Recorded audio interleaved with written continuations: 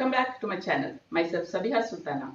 So today we are going to start the second chapter of 9th standard, that is Medieval India and Political Transition. The political transition, here the period between second half of the 12th century and the first half of the 13th century is recognized as the transitional period in the Indian history. Transitional period indicates the preparedness of the society to enter from one era to another era in the medieval period from ancient period. The Turks broke the political system of small kingdoms and they established a strong centralized power structure. Monotheism was expanded in the field of religion. All these things indicates the beginning of medieval period in India. So, in this part of the video, we will learn about the kings who ruled over North India. That is the very first part. If we come to North India, the very first thing comes in our mind is the Rajput dynasty. The Rajput dynasties were ruled by 6 dynasties.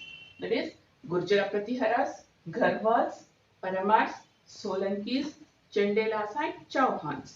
So in this part we are going to learn about all these dynasties. So let's get started with this. Chapter 2. Medieval India and Political Transition. Before the study of the empire established by Turks, it is necessary to understand the multi-state political system of pre-Turk period. The rule of small kings is called as multi-state political system. The study of multi-state political system can be started with the study of Rajput dynasty. Rajput dynasties that ruled the western and northern India from 9th century to 13th century.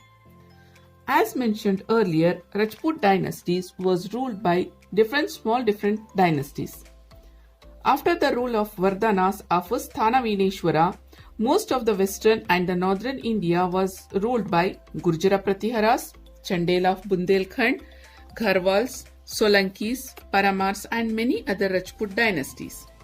By the end of 12th century, Rajput kings like Prithviraj Chauhan, Jaychandra Gharwal, Parmaradi Deva Chandela were most powerful kings of North India. So very first we will learn about Gurjara Pratiharas. The Pratiharas had claimed in many of their inscriptions that the Lakshmana of Ramayana period, a Kshatriya of a Surya Vamsha, as the founding person of their family. But as per the available evidence, Nagabhatta is the founder of this dynasty. The Pratiharas ruled Sindh region by keeping Kanuj as their capital. They fought back the frequent Arabs' attack. Mihira Bhoja and Mahendra Pala, the powerful rulers of this dynasty, had defeated the Palas of Bengal and had extended their Pratihara kingdom till Bengal. An Arab traveller named Suleiman had visited the court of Mihira Bhoja and had appreciated the kingdom as it had peace. Pratihara rule declined during the rule of Mahipala, who succeeded Mahendra Pala. So this was all about Gurjara Pratiharas. The next dynasty was Gharwalas.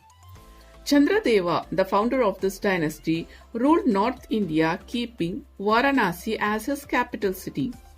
Govinda Chandra is another important ruler of this dynasty. He extended his rule till Malwa and Magadha by defeating Palas. He also defeated the king of Kalinga and Odisha. The ruler of Kashmir, Gujarat and Chola had cordial relationship with Govinda Chandra. So the next is Paramaras. Paramaras came to prominence after the decline of Pratiharas. Upendra Krishna Raja, the feudatory king of Rashtrakutas, founded this dynasty. Dharanagar was their capital. Bhoja is the most popular king of Paramara dynasty.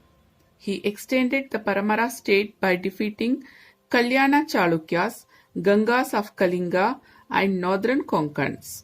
Though Bhoja experienced ups and downs in political sphere, he remained undefeated in the area of literature.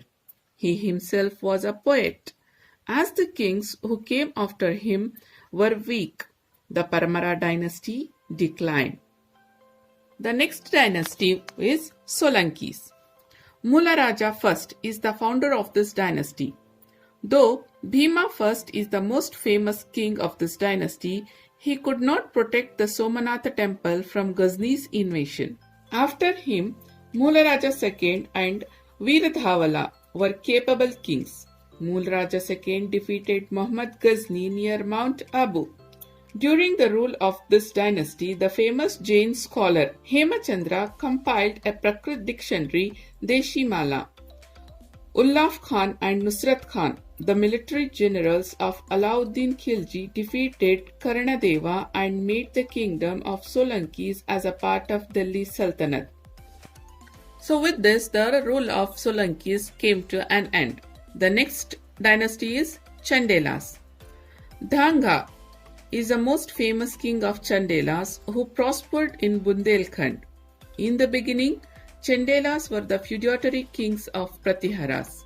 After the decline of Paramars, Dhanga declared himself independent.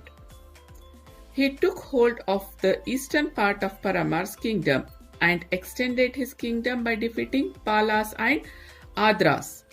Dhanga, who had the title Maharajathiraja, means the king of kings, extended military assistance to Hindu Shahi kings Jayapala to fight back attacking Turks. Finally, due to the infighting and lack of unity among Rajputs, Khilji sultans conquered this kingdom. So likewise, this kingdom also declined. The next dynasty is Chauhans. The Chauhan dynasty is the most prominent among the Rajputs. The roots of this dynasty is visible during 7th century. The dynasty started its rule in the Ajmer region of Rajasthan. The rulers of this dynasty, Ajayaraja, Vigraharaja IV and Prithviraj III, made Chauhans the prominent rulers of the western India during 12th century. Prithviraj Chauhan, known for his bravery, defeated the Chandelas of Bundelkhand, gaining Maheba and Kalinjar. Prithviraj Chauhan defeated Muhammad Ghori at Tarain. Ghori wanted to extend his Ghor kingdom towards Sindh region. Muhammad Ghori, who was severely wounded in this battle, led another attack towards Delhi in the following year. He defeated Prithviraj Chauhan again at the Tarain battle, which is considered as the second battle of Tarain, the very place of previous battle. Prithviraj is an embodiment of Rajput valor and bravery. So these were the dynasties that ruled north and western India. Now let's know about the contribution of Rajputs during their reign. The Rajputs, who ruled during the last part of the ancient and the early part of medieval period, encouraged the art, culture and religion liberally. Rajput kings themselves were scholars. Kings like Bhoja, Munja have written various literary works. King Munja had poets Padmagupta and Halayuddha in his court. King Bhoja had extended his royal patronage to the Jain scholar Shantisena, Prabhachandra Suri and Ghanapala during his rule. The poetic works like Jayadeva's Gita Govinda, Bharavi's Kirtanarjuna Vijaya, Bharatuhari's Ravanavadha, Mahendrapala's Kavya Mimase were written during the rule of Rajputs. Dramas like Rajashekara's Balaramayana and Karpura Manjari, Bhavabhutis, Mahavira Charitra and Uttara Ramacharita, and historical works like Kalhana's Rajatarangini, Jainika's Prithviraja Vijaya and Hemachandra's Kumarapala Charita are the important works. Prithviraja Raso by Chand Bardai and Bhoja Prabandha by Ballala are the noted biographies of Rajput rulers. Gujarati, Rajasthani and Hindi languages developed during this period. The educational institution of Nalanda, Kashi, Vikramashila, Ujjaini received support from Rajputs.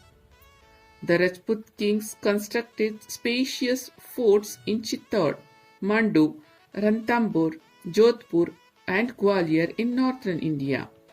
They built palaces in Jaipur, Gwalior and Udaipur. Dilavara Temple, Vimala Temple and Luna Vasai Temple were built on Mount Abu. All these are beautiful and known for the artistic architecture. The Chandelas built Khandaraya's temple in Khajuraho. Shiva and Vishnu temples were more in the number among the temples built during their reign. They also encouraged paintings. The painting style of this period is classified as Rajasthani painting style and Pahari painting style. Rajasthani painting style can be seen in Mewar, Bukner, Jodhpur, Jaisalmer and Buni. Pahari painting style can be seen in Kasoli, Jammu and Garhwal. Like this, Rajputs have a special place in the history of India. Now we'll come to the arrival of Turks. By defeating the small kingdoms of Rajput kings, Turks built their empire in the subsequent years. The establishment of Turks' rule, whose religion was Islam, was not completely unexpected. Arabs had made failed attempts to capture Sindh region from the beginning of 8th century. Still, Sindh region was always under the constant threat of Turks' attack. Turks belonged to a nomadic tribe of Mongolia, a part of Central Asia, who had accepted Islam. Alaptijin, who belonged to this tribe, established his independent state in 963 CE in Ghazni, region of Afghanistan. The battles between Turks and Rajputs started from this period. So first we'll know about Muhammad Ghazni. Ghazni ascended throne after Alaptijin in 999 CE. Muhammad Ghazni invaded India 17 times.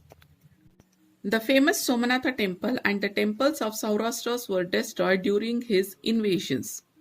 Though all the Rajput kingdoms of the western India were battered by these invasions, they failed to face Turks with unity.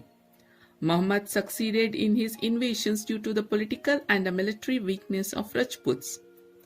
Muhammad invaded 17 times and carried away enormous amount of golden ornaments and wealth to Ghazni. Though he did not build empire in India, his invasions showed the way to future Turks' invasion in India. Similarly, the valor of Rajputs, who had become weak in the internal rivalries, also got displayed. Now let's know about Muhammad Ghori. A Turk dynasty of Shansbani of Ghor region of Afghanistan came to prominence and ended the rule of Ghazni dynasty. Ghiyazuddin Muhammad Ghor of this dynasty ascended the throne. He sent his younger brother Mujahiddin Muhammad to establish Turk rule in India. He is called as Muhammad Ghor by the historians. He started his first invasion by besieging Multan. He wanted to recapture the places of Sindh that were under the rule of Muhammad Ghazni. He invaded Anilwada of Gujarat and got defeated there. This defeat made Muhammad to change his plan and he attacked Peshawar and conquered it. Then Khusro Malik of Lahore surrendered. By keeping Lahore as his center, Muhammad attacked the plains of India. This attack was naturally resisted by the ruler of Delhi, Prithviraj Chauhan III. He defeated Muhammad at Tarain in 1191 CE. Muhammad returned to Ghor and again faced Prithviraj Chauhan III at the Second Battle of Tarain in 1192 CE. This time he had made a lot of preparations. In this battle, the archers of Turks succeeded. The quicker cavalry of Turks dispersed the Rajput army with slow-moving elephants. Govindarao and Bhola, who were instrumental in the Rajput victory during First Tarain battle, were killed. Prithviraj Chauhan was imprisoned. Prithviraj continued to rule for a while after his surrender. Muhammad appointed his slaves to take care of the areas won by him in India. He got murdered on his way back to Ghori. Now let's know the political implications of Turks. The victory of Ghouris had made major political implications. The political system consisting of small kingdoms vanished. A centralized rule of Sultan who had immense power at Delhi came into existence. As a result, the entire northern India came under one rule after Harsha. The system of administration was different from Rajputs. The Sultan had the absolute power of either appointing or dismissing all officials. The military administration was also clearly unlike the previous one. Soldiers were appointed directly by the sultans. Soldiers remained loyal directly to the Sultan himself. With the establishment of the rule of sultans, India got reconnected with the outer world, which had remained cut off from 8th century onwards. This was all about the Rajput dynasties that ruled North India before the arrival of the Turks, and because of the disunity among the Rajputs, it created opportunity for the Turks to arrive, as we have learnt. To know the future developments of the North India, stay tuned, keep learning. Thanks for watching.